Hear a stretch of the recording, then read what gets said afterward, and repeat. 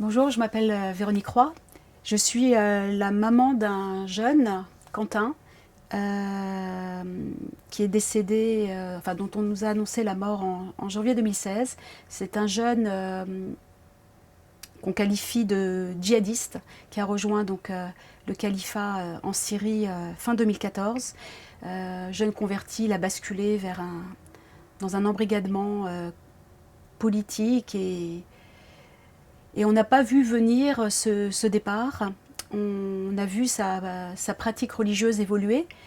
Aujourd'hui, on serait certainement, quand je dis on, c'est moi, mon mari, mon fils aîné, plus vigilant par rapport à cette dérive, mais sa conversion très sincère au départ et sa pratique religieuse a évolué vers quelque chose de radical qui l'a conduit à la mort. Et le livre que j'ai eu envie d'écrire à quelque chose de thérapeutique, dans le sens où c'est une manière pour moi de faire le deuil de mon enfant à qui je n'ai pas dit au revoir. Je n'ai pas compris aujourd'hui pourquoi il a été entraîné dans cette descente aux enfers. Je dis entraîné parce que ce sont des jeunes normaux, dans des familles normales, qui peuvent basculer comme ça à cause d'une rencontre.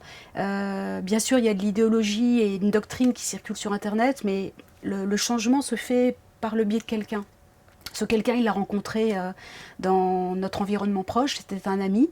Je dis un, sans le qualifier, puisque c'est au conditionnel, même si cette personne est en prison aujourd'hui.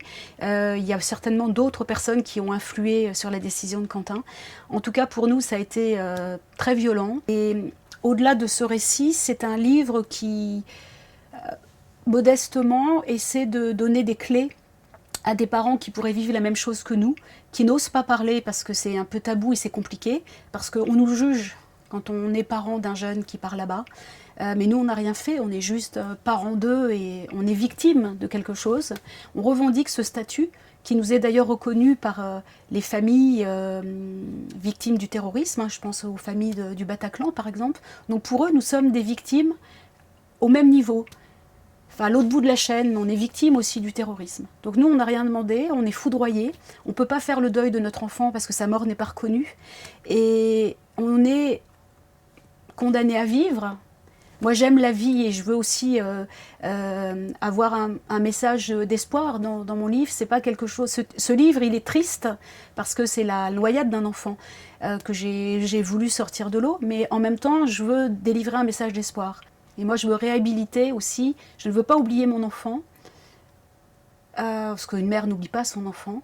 Il nous aimait, je l'aimais, on l'aime encore, et j'ai l'impression que c'est Quentin qui me guide.